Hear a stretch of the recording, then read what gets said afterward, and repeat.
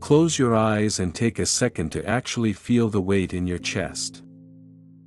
That tightness isn't just stress, and it isn't just a rough patch, it's the physical manifestation of a debt you've been paying for years. We like to pretend that staying in a toxic cycle is the safe choice because we're afraid of the unknown, but have you actually looked at the receipt lately?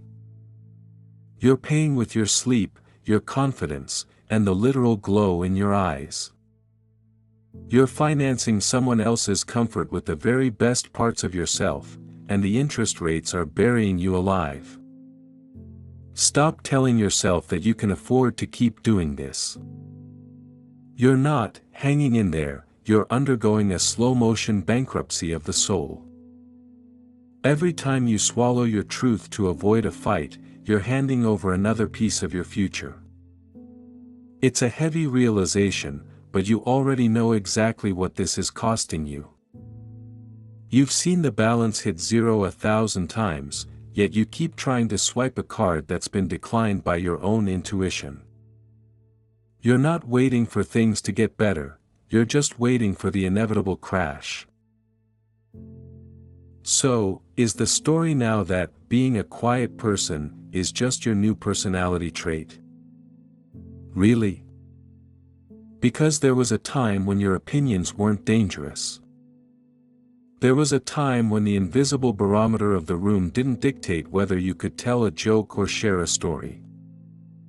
Look at what your life actually looks like when the cameras are off and the wine is poured. It's heavy, isn't it? Think about that moment you have in the grocery store. You see something that looks good, a specific snack or a drink, and there's that split-second hesitation. You aren't thinking, will they like this? You are thinking, will this trigger a 30-minute lecture about how you spend money? Or look at the way you handle your phone. You tilt the screen away instinctively, not because you are guilty, but because you are exhausted from explaining who texted you and why. Hiding your normal, boring life has become your survival tactic because their suspicion has turned your home into a space where you are a fugitive.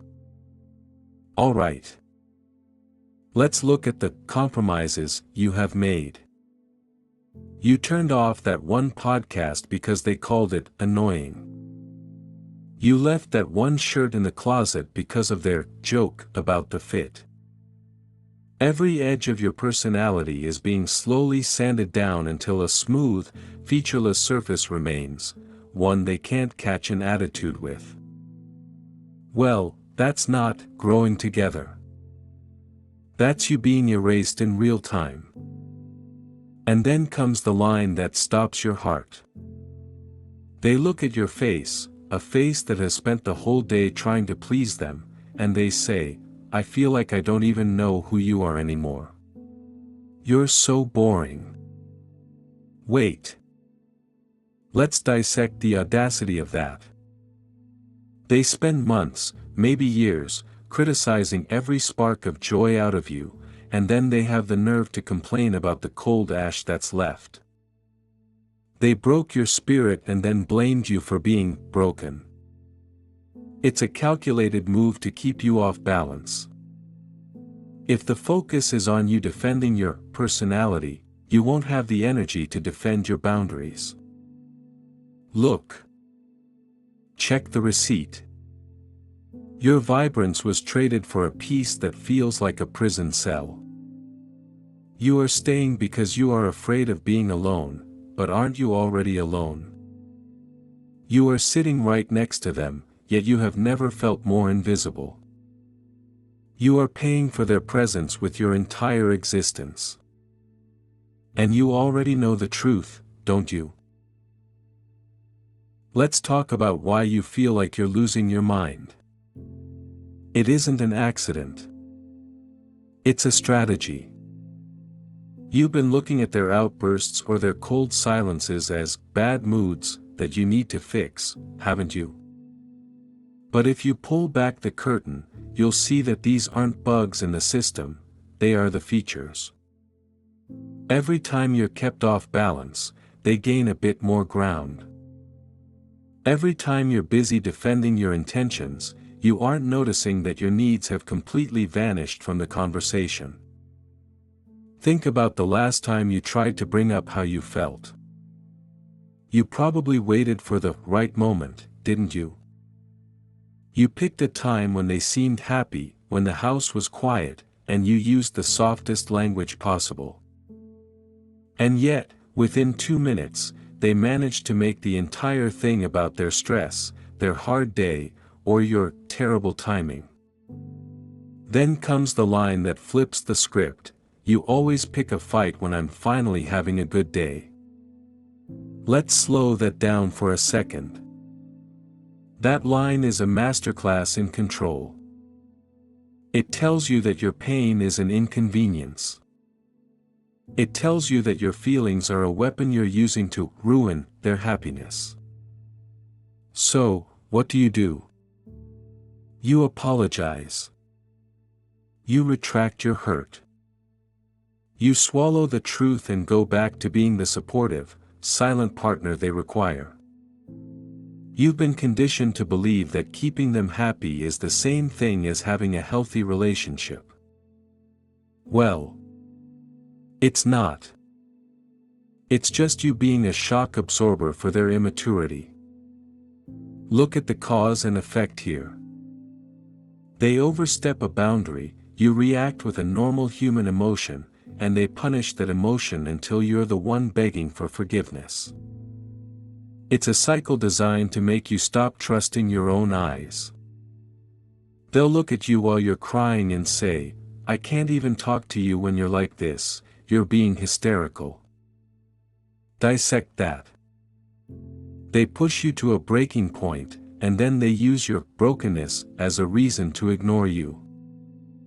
It's a way to never have to take responsibility for anything. If you're hysterical, then they don't have to listen to the very valid point you were making before you hit the wall.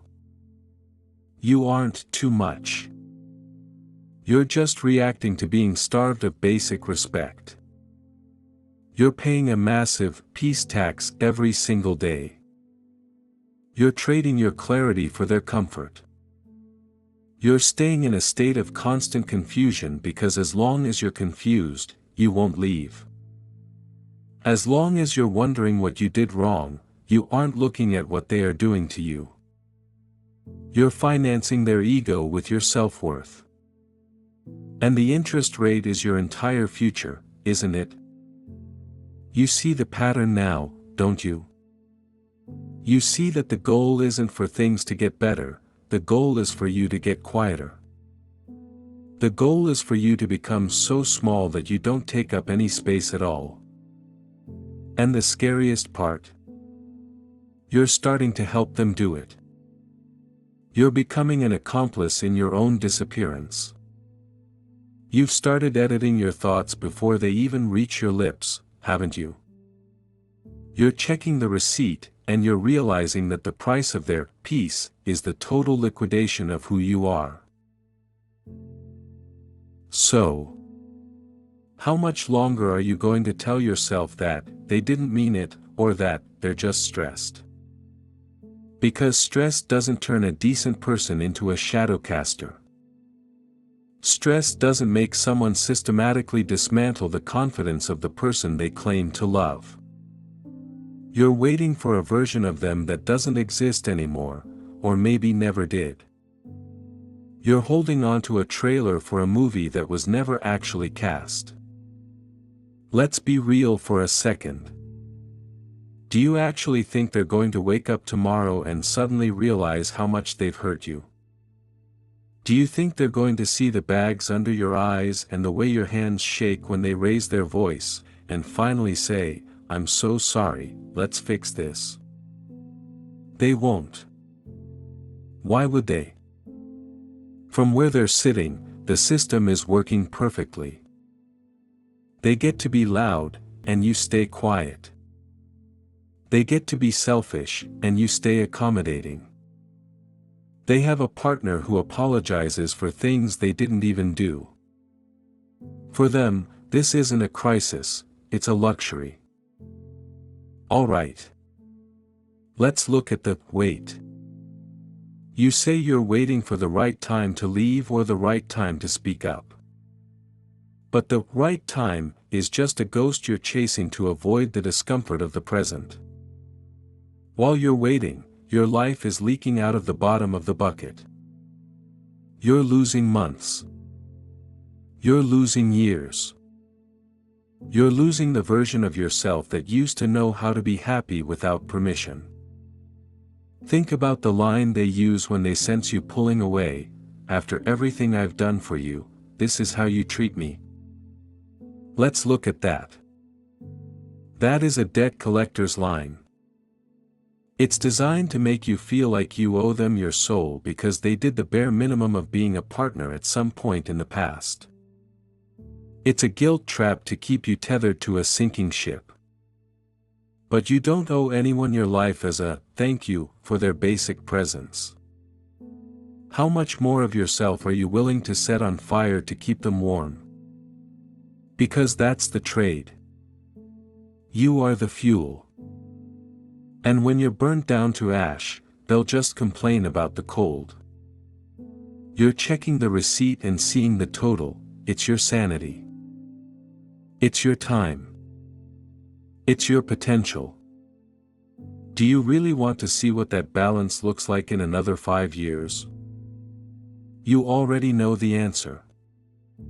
You've known it for a long time. The only thing left to decide is how much more you're willing to lose before you stop paying. Because the cost isn't going down, it's only going up. Well, let's talk about the lie you've been told, that leaving or setting a boundary is mean. You've been conditioned to think that protecting yourself is an act of aggression against them. It's not. It's an act of self-preservation. You don't need a good enough reason to stop being miserable. You don't need a smoking gun or a massive blow-up to justify choosing your own sanity.